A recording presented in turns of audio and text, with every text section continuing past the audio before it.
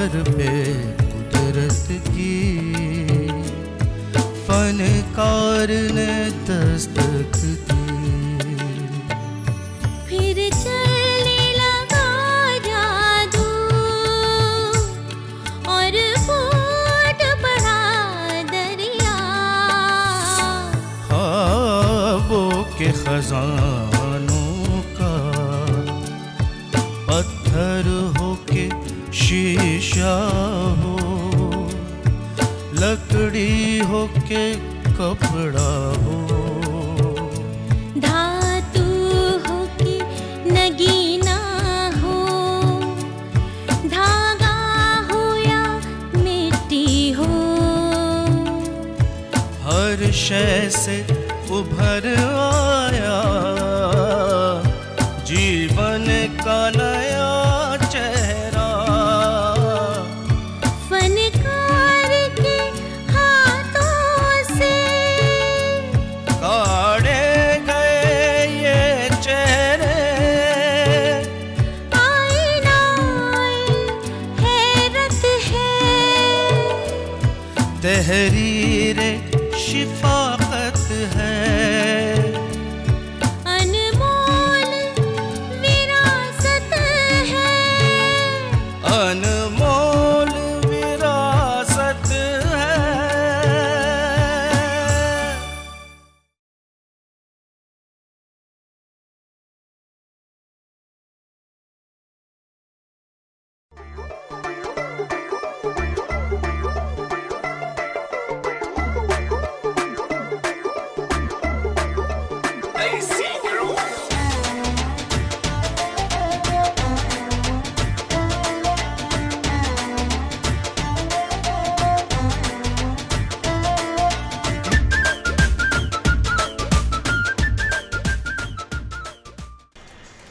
तो चलिए आपको लेकर चलते हैं पतंगों की रंग बिरंगी दुनिया में।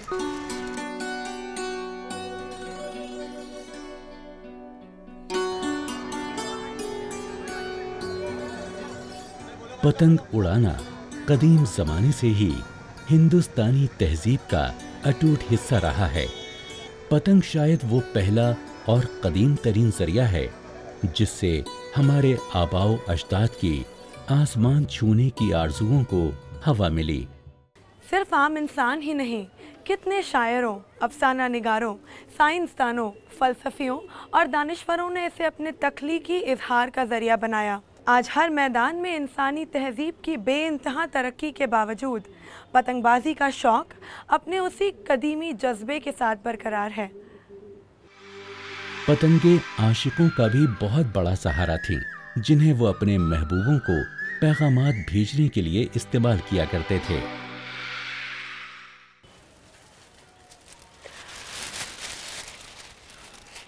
इंसान किसी भी नस्ल का हो, किसी भी मुल्क का हो या किसी भी उम्र का हो, पतंग तो सबको पसंद आती है। बच्चे वो तो कटी हुई पतंग को देखकर दीवाने से हो जाते हैं। पतंगबाजी के शौकीन किसी भी मौसम की सख्ती को बड़े आराम से बर्दाश्त कर सकते हैं और शायद ही पतंगबाजी के अलावा कोई दूसरा ऐसा खेल हो जो जज्बात में ऐसी सनसनी और थरथरी पैदा कर सके।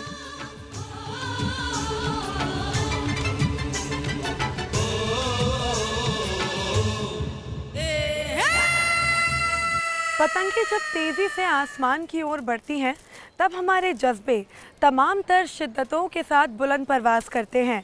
ये पतंगे हमारी ख्वाहिशों और तमन्नाओं की पैकर हैं। पतंग का चीनी नाम फिंजिंग है, जिसका मतलब हवाई बाजा है। ये नाम इसलिए पड़ा क्योंकि शुरू में चीनी पतंगों के साथ साथ मौसीकी के साज भी बांधे जाते थे।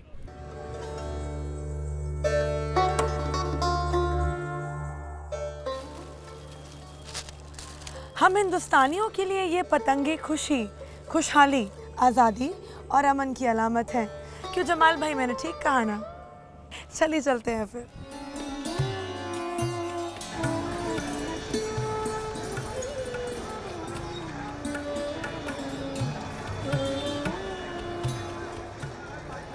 आम ख्याल ये है कि पतंगबाजी का सिलसिला आज से 2800 साल पहले चीन में शुरू हुआ और चीनी सयाहों ने ही हमें पतंगों से रूबरू करवाया।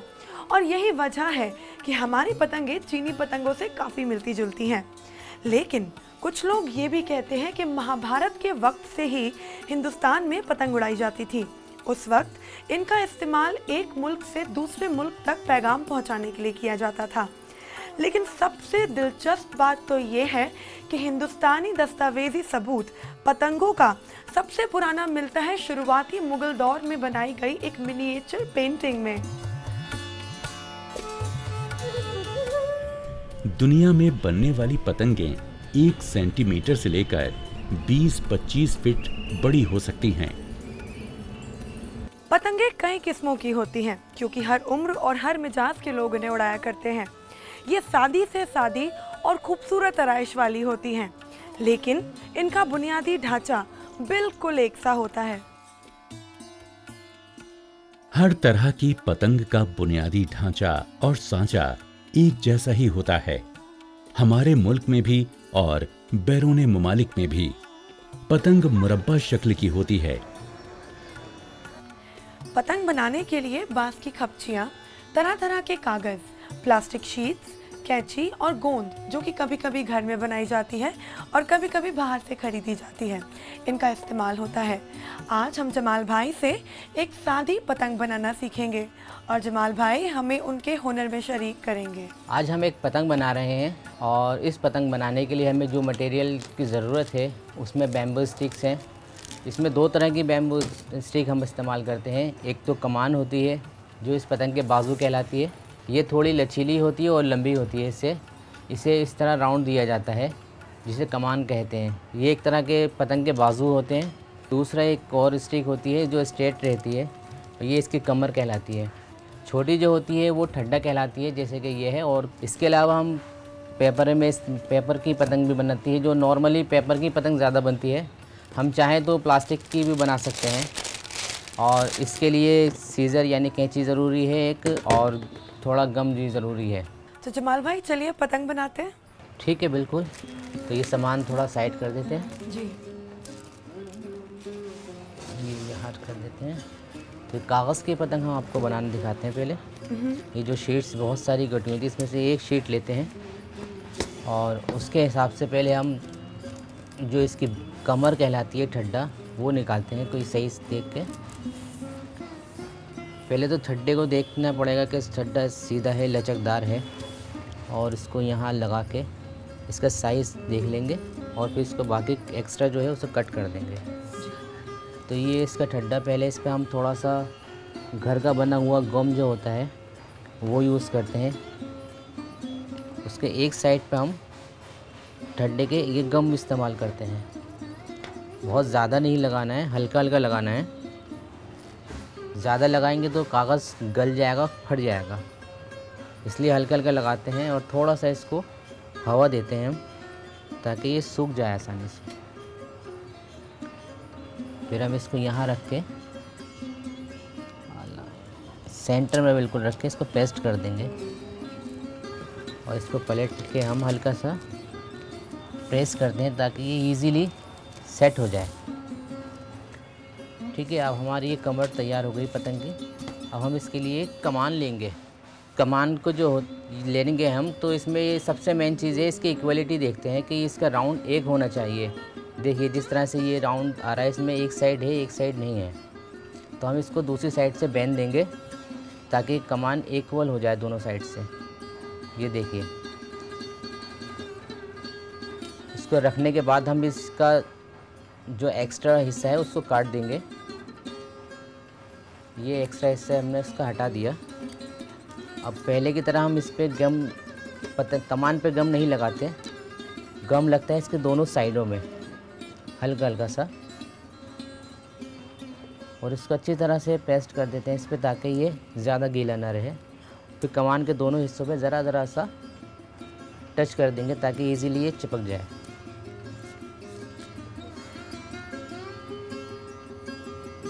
इसे इस तरह रख के यहाँ पर हम हल्के हाथ से इसको बेंध देंगे और पेस्ट कर देंगे अब जस्ट 1-2 सेकंड का टाइम देंगे ताकि ये सूख जाए। फिर इसके बाद हम ये दूसरा पेस्ट करेंगे।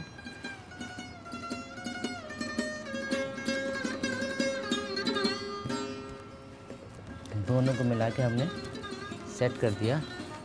अब ये पतंग के लिए हम पहले बेस बनाएंगे इसके। कोई भी कलर आप ले सकते हैं।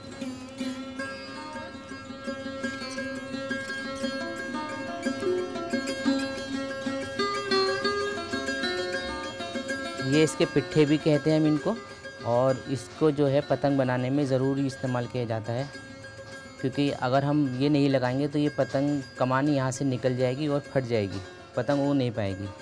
तो ये इसके सपोर्टर भी होते हैं, और इसको हम यहाँ पेस्ट करते हैं। इसके बाजूबंद होते हैं, इसको बाजूबंद भी कहा जाता है। ये पतंग को बंदिश कर देते हैं। ये इसकी बंदिश करते हैं हम पतंग की। इस पे पेस्ट लगा के छोटा सा कागज़ जो इसके साइड में लगाते हैं। ये कमान जो यहाँ से निकल रही है, ये पतंग जब उड़ेगी तो ये निकल जाएगी और फट जाएगी। इससे दो काम होते हैं, एक तो पतंग को सपोर्ट मिलती है, दूसरे पतंग के अंदर तनाव आ जाता है। जैसे अब पतंग लूज़ पड़ी हुई है, ये हम यहाँ पेस्ट कर देंगे। ये स्टेप जो है आप कोई भी कलर यूज़ कर सकते हैं, ज़रूरी नहीं है कोई एक परमानेंट कलर हो इसके लिए। इसमें आप चाहे रेड कलर यूज़ कर लें, चाहे ग्रीन यूज़ कर लें, कोई सा भी यूज़ कर लें। और इसमें आप कुछ डिज़ाइन भी दे सकते हैं। जैसे कि रेड है तो हम इसको कुछ भी डिज़ाइन दे सकते हैं इस तरह से।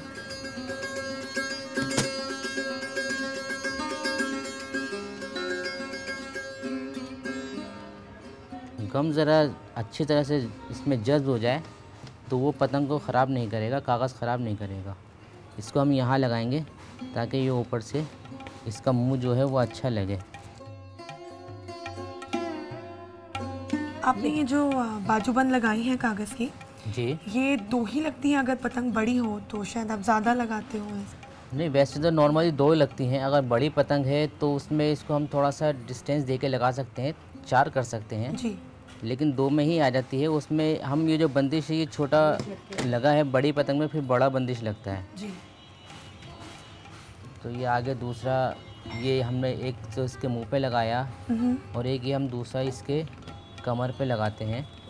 ये इस जगह पर जहाँ हमें कन्ना बांधना होता है, इस पतंग का कन्ना बनता है। तो एक कन्ना यहाँ बनता है, एक यहाँ बनता है। तो इसमें क्या होता है कि हम कन्ना जब बांधते हैं तो उसको कागज़ मिल जाता है।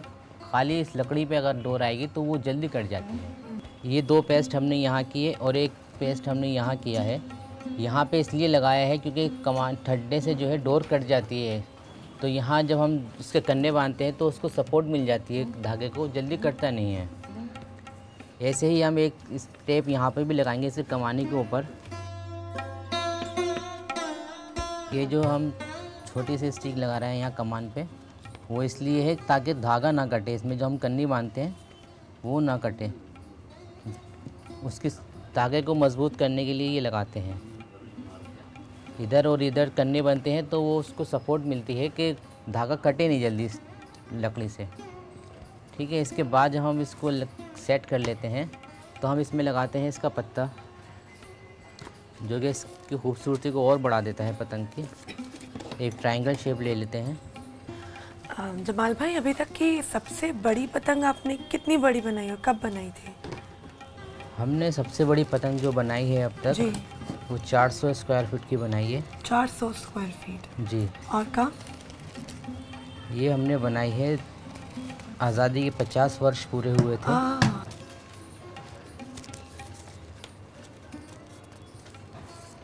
ये 2 पीस होते हैं। इसमें इसको पहले तो हल्के हाथ से हम हल्का सा गम लगाते हैं इधर और हल्का सा इस तरफ।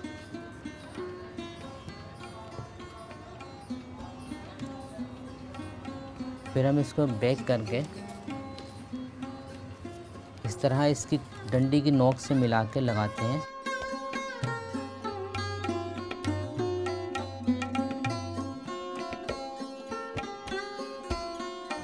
हल्का हाथ से इसको प्रेस कर देते हैं।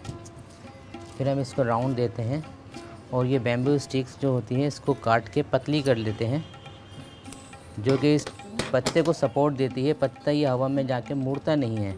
इस पर हल्का सा गम लगा के एक तो यहाँ पेस्ट करेंगे और दूसरा इसके अपोजिट साइड। यहाँ पेस्ट करते हैं।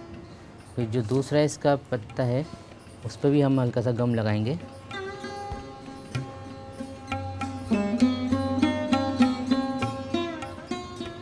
पूरे पे नहीं लगाना होता, सिर्फ साइड्स लगाते हैं और फिर बिल्कुल इसके ऊपर सेट कर देते हैं, पत्ते से पत्ता मैच करते हैं।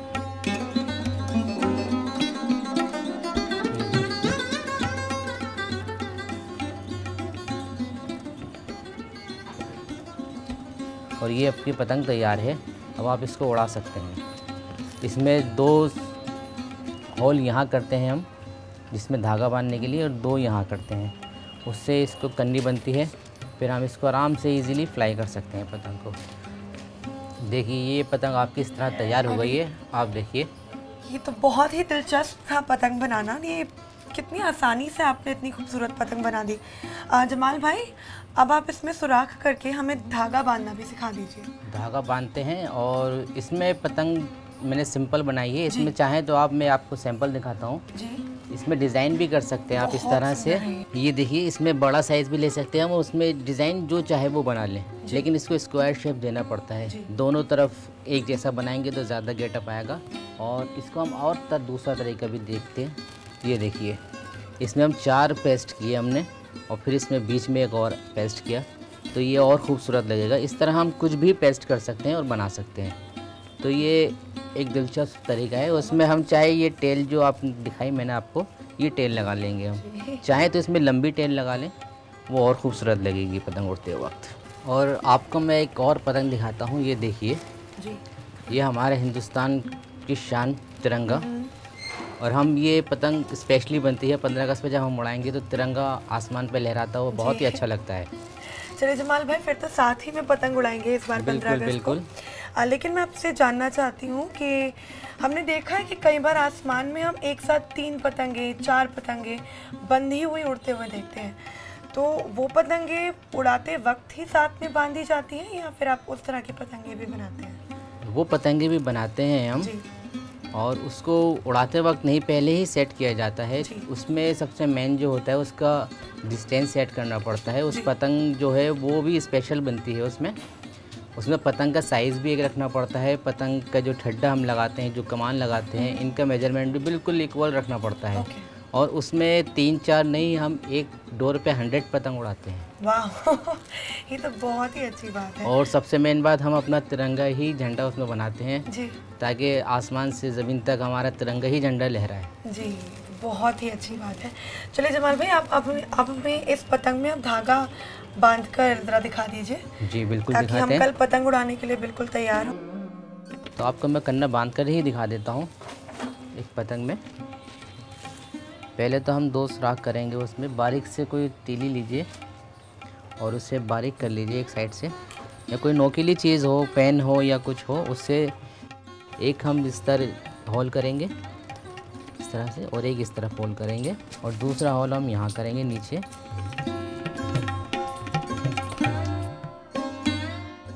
ये 2 होल यहाँ किए जाते हैं ताकि इसकी कमर कहलाती है ये, यहाँ से हम इसको टाइट करेंगे।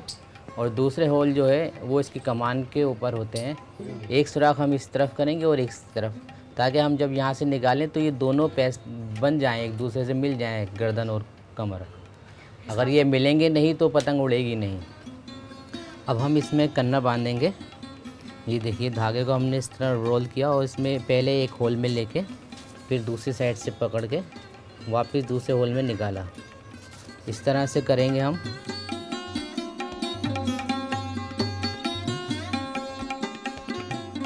हो गया। अब इन दोनों को यहाँ टाई कर देंगे।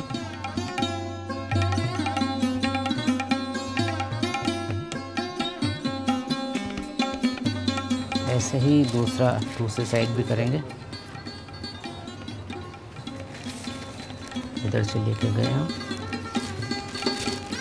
ये पलट के वापस इसको। पाकिस्तान में भी पतंगे उड़ाई और लड़ाई जाती हैं। पतंग यूनान और किब्रिस जैसे मुल्कों की तहजीब का भी हिस्सा हैं। ठीक है, अब हम जो इसको टाई करेंगे दोनों को, तो थोड़ा ये पतंग तो ये पीछे का डोर जो है और आगे वाली डोर से थोड़ा सा माइनस होना चाहिए, ताकि पतंग ऊपर जाके एकदम राउंड चक्कर ना खाए, बिल्कुल थोड़ा सा इजी ये हवा में लहराती रहे इस तरह से। अगर हम ये पीछे का ज़रा सा बड़ा रखेंगे तो ये घूमती रहेगी पतंग हमारी। इस तरह से पतंग बिल्कुल इजी रहेगी और स्मूथ रहेगी आपके उड़ते में। ठीक है, तो अब ये पतंग आपकी रेडी, अब आप इसको घर ले जाइए, उड़ा लीजिए। तो अब ये पतंग धागे बांधकर तैयार है, इसे उड़ा सकते हैं जमाल भाई? जी बिल्कुल, देखिए अब ये इस तरह से आप देखिए उड़ेगी आसमान में पतंग, बहुत बढ़िया। और इसमें डोर बांधेंगे और उड़ाएंगे इसको, देखिए।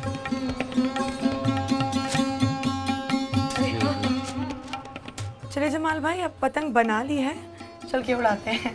ठीक है, आप हमें उड़ाना भी सिखाइए। चलिए उड़ाते हैं।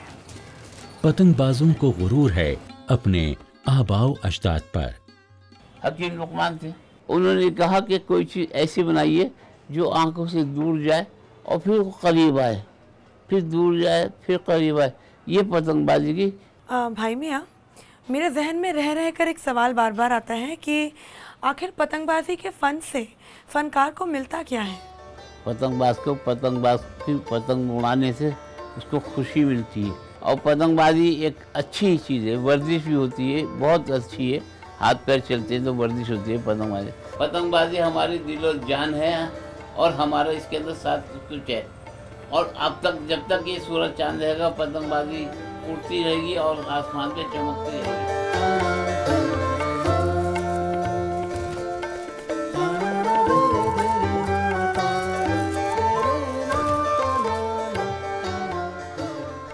पतंग, डोर और फिरकी का खेल है पतंगबाजी।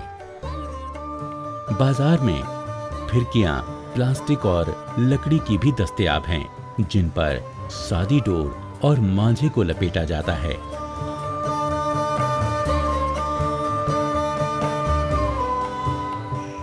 डोर, जिसे मांझा भी कहते हैं, एक अहम और सादा जरिया है जिसके ऊपर सवार होकर पतंग हवा में परवाज करती है। देखिए, फ़न तो ये हमारा ख़ानदानी काम है जी। 1902 से हमारे घराने का ये काम चला रहा, हमारे बाप दादाओं ने ये काम किया है जी। हम बेचते भी हैं, हाथ से बनाते भी हैं और इसको बनाने में हमें खुशी भी होती है जी। और 15 अगस्त के टाइम पे यहाँ दुकान लगती है। मुरादाबाद यूपी से आते हैं हम यहाँ पर दुकान लगाने। पतंग बनाने का हुनर कोई भी सीख सकता है, बस ज़रूरत है तो थोड़ी सी समझदारी और इसे ज़रा सी तवज्जो देने की। मैंने तो अपना हाथ आजमा लिया और मुझे लगता है कि आपको भी एक बार अपना हाथ इन खूबसूरत पतंगों पर ज़रूर आजमाना चाहिए।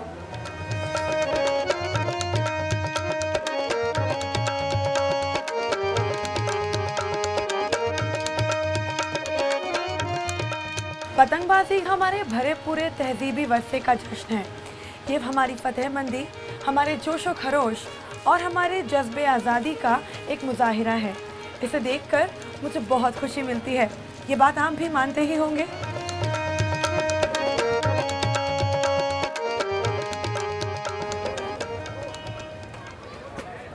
दुनिया भर में पतंगबाजों के कई ग्रुप्स और क्लब्स हैं। इनके दिलो दिमाग और रूह पर पतंगबाजी बसी हुई है। कई सरकारी और निजी तंजीमें पतंगबाजी से जुड़े मेलों का एहतमाम करते रहते हैं और इन मेलों में तमाम तरह की पतंगें और पतंगबाजी की नुमाइश की जाती है। और एक बड़ी खूबसूरत बात, हमारे देश में दिल्ली, राजस्थान, गुजरात, आंध्र प्रदेश और राजस्थान में पतंगबाजी से जुड़े कई तीज त्योहारों का आयोजन होता रहता है। कई और मुल्क भी ऐसे हैं जहां पर पतंगबाजी से जुड़े मेले लगते हैं और इन मेलों में पतंगबाजी के आशिक तरह तरह के साइजेस वाली, तरह तरह के रंगों वाली और तरह तरह की पतंगों की और पतंगबाजी की नुमाइश करते हैं।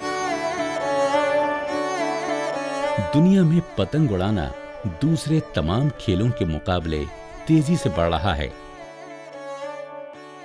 I bring with me greetings from England, where I am a kite maker, a kite designer and a kite flyer. And my interest and passion for kites has led me to all corners of the world, to nearly all the continents, where I have been able to enjoy and share that interest with the kiting community from all over the place. At the moment here in Delhi, we're enjoying maybe not so much wind, but certainly this community of kite flyers where we meet and do what we do best. I'm flying kite in Holy Land. So when I'm flying kite, that is for me, I'm directly contact to God to say thank you, that I get very happy, better than another happy for me.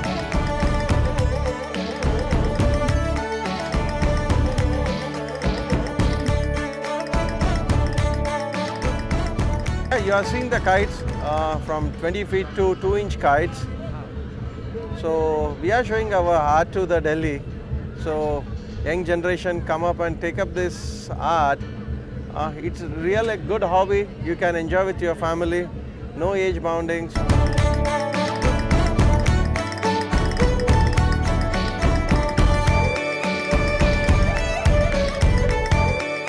Kites जो है ना अभी सारे लोग जो है ना enjoy करेगा, जो है ना बच्चे से बड़े तक पूरा एंजॉय करेगा। जो आउटडोर गेम है अभी प्रेजेंट पब्लिक जो है ना पूरा इंडोर गेम खेल रहा है। बच्चों के लिए जो पूरा एजुकेशन और जो पूरा बिजी हो गया, बाहर आके खेलने के लिए टाइम नहीं और स्पेस भी नहीं है। और ऐसे गेम है जो है ना पूरा बॉडी एक्सरसाइज होगा। जनूबी अमेरिका के बाज़ ममालिक में पतंगबाजी के अंदाज हैरत अंगेज तौर पर हमारे मुल्क जैसे ही हैं। जो काइट है, काइट उड़ाने से उनको क्या क्या फ़ायदे हैं शायद उनको मालूम भी नहीं। सबसे पहला फ़ायदा ये है कि उनको जब वो काइट उड़ाएंगे उनको सूरज से विटामिन डी मिलेगा। विटामिन डी मिलने से उनकी हड्डियां मजबूत होंगी और वो सारी उम्र उनको कोई हड्डियों की तकलीफ़ नहीं होने वाली है। नंबर 2, जब वो काइट उड़ाएंगे उनका जो माइंड ऑफ कंसंट्रेशन है वो बहुत ज़्यादा बनेगी।